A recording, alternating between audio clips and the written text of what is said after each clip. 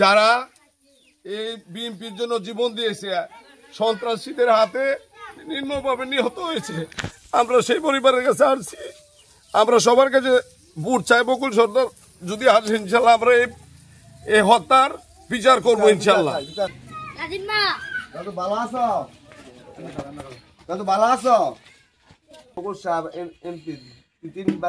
MP উনার জন্য vote চাওয়া লাগে, উনি কি বালা মানুষ না?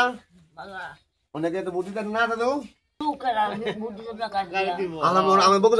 প্রিয় দর্শক, আমরা আসছি নিহত নাজিমউদ্দিনের আম্মার কাছে, যে বিএনপি করে এলাকাতে, সেই জন্য সে আতাত্তরদের হাতে নির্মমভাবে খুন হয়েছে প্রায় 10-15 বছর আগে।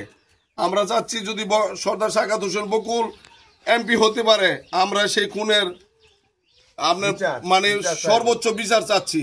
সর্বোচ্চ বিচার যাতে হয়, সঠিক বিচার হয় সে চাচ্ছি। দাদু কি চাও না তুমি তোমার ছেলের বিচার?